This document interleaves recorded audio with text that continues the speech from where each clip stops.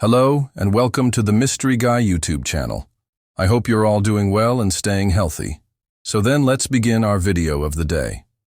There are places in this world that simply don't make sense. Monuments carved from stone so massive, it's hard to believe primitive tools could have touched them.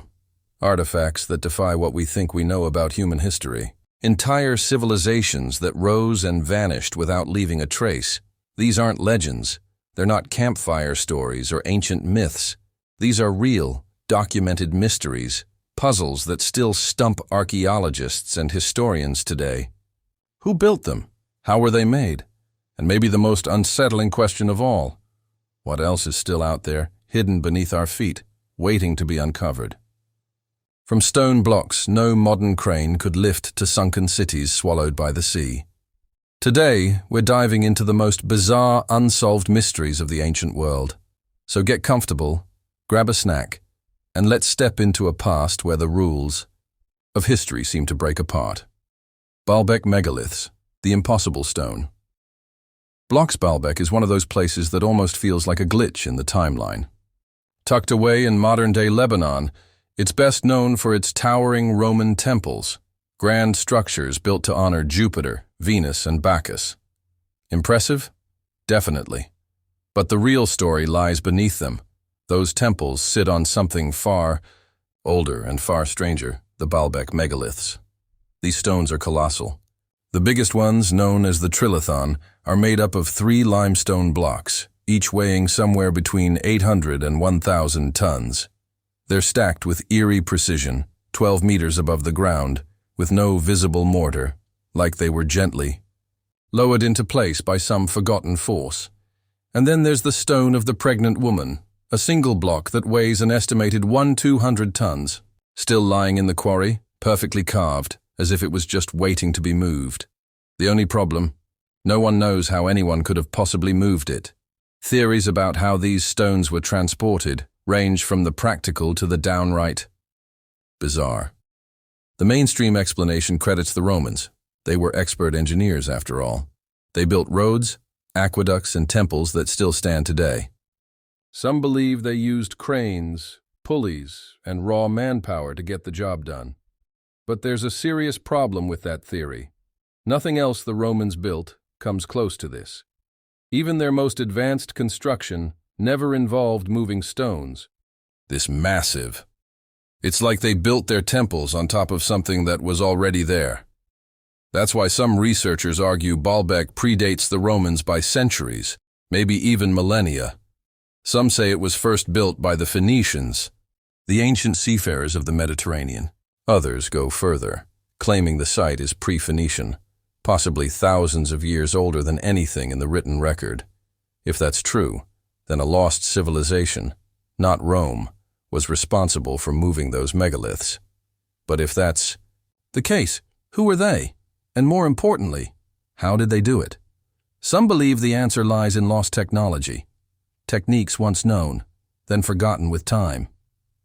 Maybe they understood how to use pressure, balance, or even sound in ways we can't yet imagine. Some suggest they mastered construction methods that were never recorded, methods that slipped into oblivion before history even began. What if we could figure out how they did it? What else might we uncover about the ancient world? Well, that brings us to the most controversial theory of all, the idea that the Baalbek stones were moved with help that wasn't entirely human. Ancient astronaut theorists have long pointed to the sheer scale and impossible precision of Baalbek's megaliths as evidence that this site may have been more than just a temple complex. They suggest it could have been a landing platform, built not by us, but for visitors from beyond our world. It sounds outlandish, and there's no hard proof. But the theory has lingered for decades. Supporters point to the site's unusual alignment, its massive scale, and its unknown origin. They believe Baalbek was constructed for a purpose we still don't understand. Something ancient, something powerful, something forgotten. And here's what we do know. No one has ever fully explained how those stones were moved. Not archaeologists, not engineers, not anyone. Baalbek remains one of the greatest engineering riddles of the ancient world. So if a civilization thousands of years ago had the knowledge and ability to move 200-ton stones with surgical precision, what else were they capable of? What secrets might still lie buried beneath the foundations of Baalbek? But Baalbek is just one mystery.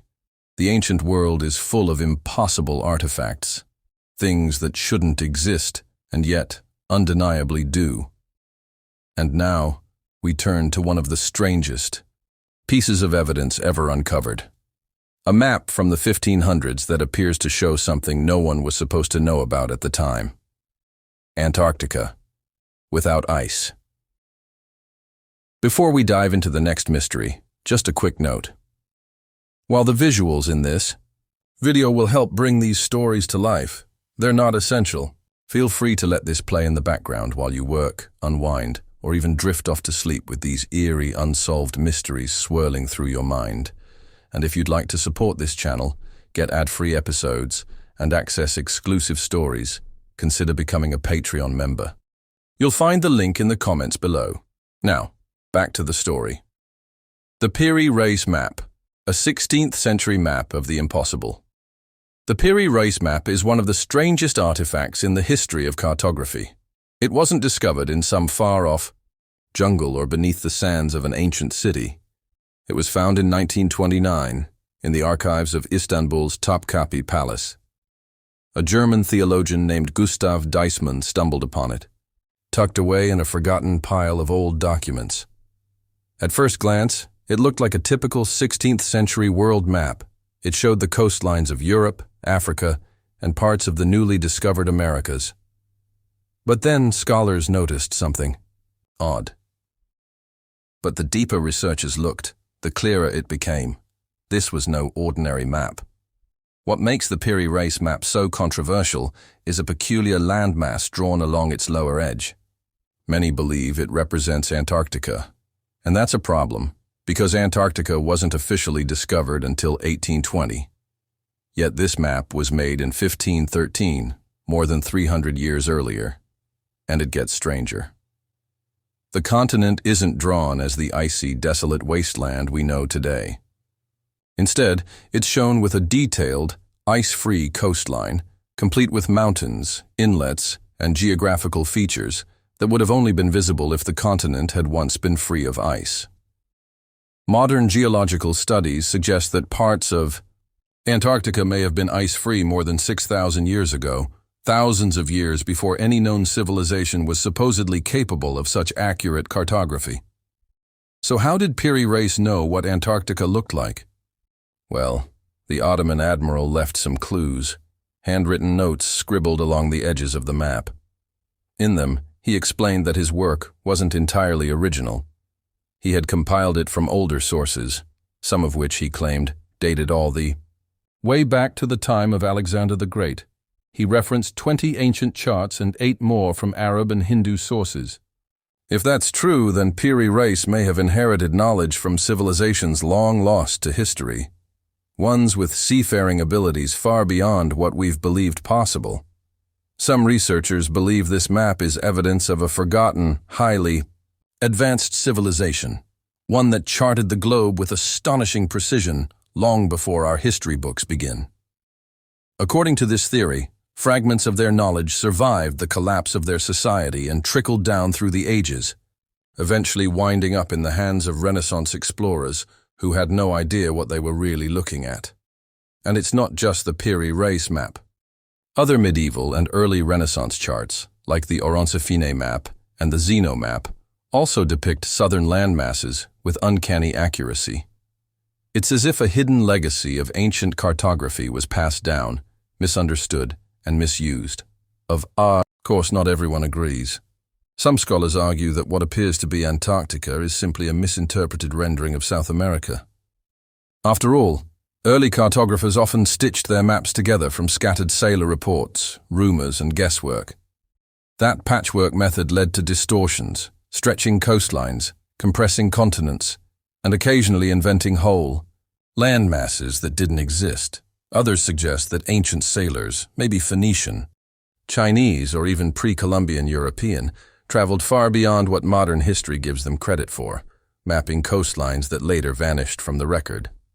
If so, the Piri Reis map might be one of the last surviving pieces of an ancient navigational tradition, one now lost to time, leaving only scattered clues behind. Despite decades of analysis, there's still no definitive answer. Did Piri Reis unknowingly preserve a fragment of a forgotten civilization's knowledge? Or are we simply seeing a cartographic mix-up, an innocent mistake that only seems mysterious when viewed through modern eyes? Whatever the truth, one thing is clear. The Piri Reis map remains one of the most enduring enigmas in historical cartography. A 500-year-old mystery that challenges everything we thought we knew about the past. But the story doesn't end there. Because long before Piri Reis ever put ink to parchment, an even deeper enigma was already carved in stone, waiting in silence, beneath the sands of the ancient world. Göbekli Tepe, the 12,000-year-old site that changed history long before the pyramids rose from the sands of Egypt, long before the wheel turned or even writing existed. Something was being carved into stone, something that defies everything we thought we knew about early civilization. Hidden beneath the rolling hills of southeastern Turkey, buried for millennia under layers of earth, lies Göbekli Tepe, a site so ancient it predates Stonehenge, the first known cities, and even the earliest agricultural settlements. And yet, its construction is anything but primitive. Discovered by chance in the 1960s, the site remained largely unnoticed, just another hill in the Turkish countryside.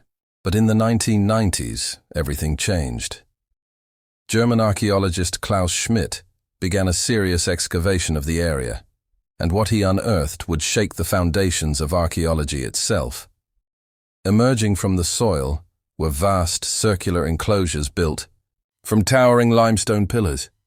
Some stood nearly 20 feet tall and weighed up to 20 tons. These weren't just random stones. They were deliberately placed, precisely arranged, forming ritual spaces unlike anything seen before. And then there were the carvings: snakes, foxes, lions, vultures, abstract symbols, stylized human forms, all etched into the stone with stunning detail. This wasn't the work of wandering hunter-gatherers hacking at rocks with sticks.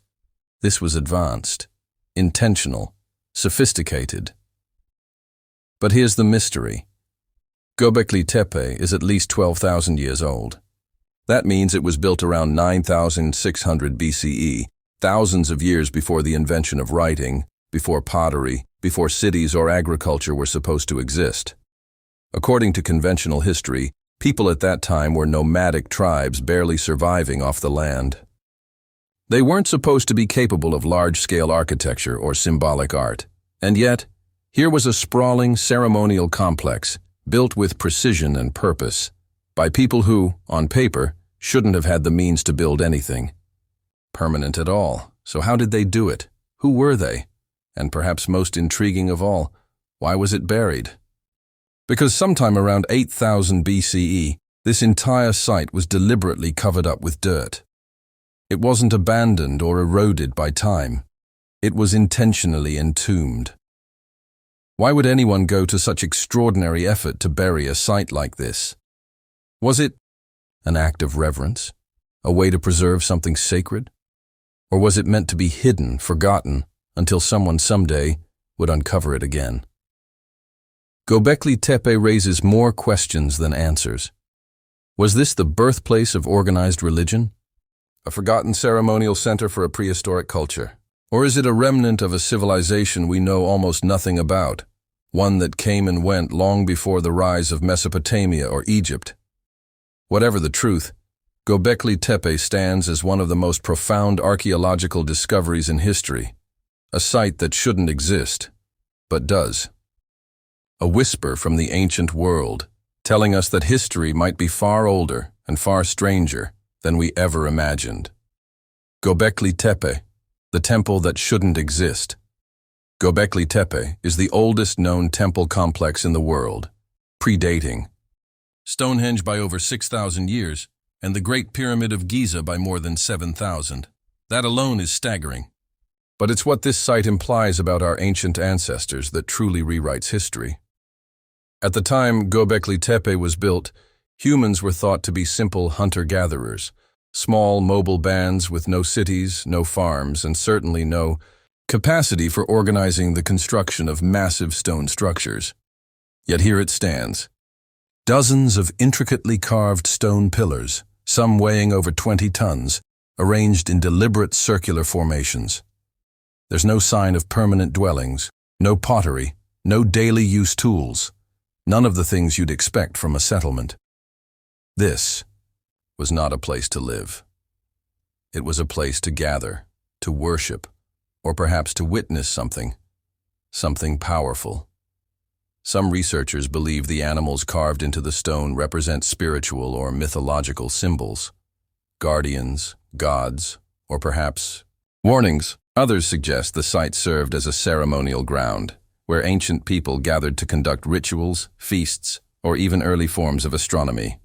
Certain alignments at the site suggest a connection to the stars, hinting that our ancestors may have had a deeper understanding of the cosmos than we've given them credit for. But here's where the mystery deepens. At some point, Göbekli Tepe was deliberately buried. The stone circles were carefully filled in with dirt and debris, preserved under layers of earth as if someone or something wanted to keep it hidden.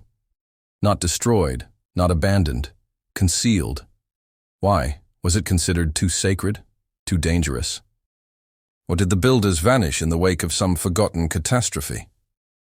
One leading theory suggests Göbekli Tepe played a pivotal role in the birth of civilization itself, that rather than agriculture leading to religion, it was religion that led to agriculture. The effort to build and maintain this site may have forced people to cooperate, settle down, and eventually plant roots, literally. But there are others who believe this site wasn't the beginning of something. It was a remnant of something older. Some theorists point to the Younger Dryas impact hypothesis, which proposes that around 12,800 years ago, a comet or asteroid struck the Earth, triggering abrupt climate change and massive flooding. If true, it could have wiped out an advanced civilization, one that left only scattered ruins behind, Göbekli Tepe among them. Was this the work of a sophisticated culture lost to time? Or could a highly skilled group of hunter-gatherers have simply been far more advanced than we ever imagined? Either way, the implications are enormous. If Göbekli Tepe truly was a temple, it suggests that the human urge to worship, to build something sacred, to reach for the divine, came long before farming, cities, or written language. It implies early humans cooperated at a massive scale, with complex ideas and shared belief systems. But what were they worshipping? Some say the carvings represent constellations, tying the site to celestial events. Others suggest it may have been a place to honor the dead, an ancient tomb or spiritual gateway. But what's equally baffling is what's not there. No tools, no homes, no pottery. Just towering stones and symbols. It was never meant to be lived in. It was always meant to mean something. Göbekli Tepe forces us to reconsider the entire arc of human history. If people could build this 12,000 years ago, what else were they capable of? And where did that knowledge come from? Some believe this is just the beginning, that other sites, perhaps even older, lie buried under deserts, jungles, or oceans, waiting to be uncovered. Göbekli Tepe might be the missing link, a quiet monument whispering of a forgotten time, when humans first began to shape the world around them, not just with tools, but with meaning. Despite decades of excavation, the site still holds more secrets than answers. Each new discovery only deepens the mystery, and as with many other ancient wonders, it leaves us asking, what did they know that we've forgotten, and what else is still out there, hidden beneath the sands of time? The Rohonc Codex, a book no one can read. Sometimes ancient mysteries aren't carved in stone or hidden beneath the earth. Sometimes they're written in ink, whispered across time in a language no one understands, locked away behind a code no one has ever cracked. This is the Rohonc Codex, a 448-page book filled with Symbols from a language that doesn't exist. A text that has defied scholars, linguists, cryptographers, and codebreakers for over 200 years. Its story begins in Hungary. At least, that's where it surfaced. In the early 19th century, a nobleman named Gustav Batthyány donated it to the Hungarian Academy of Sciences. It had been sitting quietly in his family's private collection, but no one knows where it came from before that. It's not a large book. Just under 500 pages, written from left to right in dense, orderly lines. Each page covered in an alphabet unlike anything on Earth, more than 200 distinct symbols, far more than any known writing system. At first glance, it looks like a medieval manuscript, maybe a religious text, maybe a chronicle. But there's one problem: no one can read it. The script doesn't match any known language, not Latin, not Hungarian, not Sanskrit, not even obscure regional dialects. Its letters don't resemble any we've ever seen, and the more you study it, the stranger it gets. It's not just the writing that's bizarre. The illustrations are equally cryptic. Detailed drawings of battles, saints, kings, cities, and religious scenes. But the religions don't line up. Some images resemble Christian iconography, others seem Islamic. A few even hint at Hindu symbolism. All in one book. Crosses sit beside crescent moons, saints beside warriors. The mixture makes no sense. If it was Christian, why the Eastern imagery? If it was Islamic, why the crucifixes? Why mix them at all? Whatever its origin, one thing is clear. This book wasn't meant to be forgotten. The script is carefully written. The illustrations are deliberate. Whoever made it wanted it to be read, to be understood. But it never was. For 2 centuries, some of the world's brightest minds have tried and failed to decipher it. In the 19th century, Hungarian scholars compared it to nearby languages. No match. In the 20th, cryptographers tried frequency analysis, the same method used to break wartime codes. Still nothing. Yes, some characters repeat. Some words occur more often than others, but they don't follow the patterns of real languages. There's no grammar, no rhythm, just line after line of symbols that resist every attempt at translation. Is it a real language, or an elaborate hoax? A code no one was ever meant to break, or the last surviving fragment of a forgotten tongue?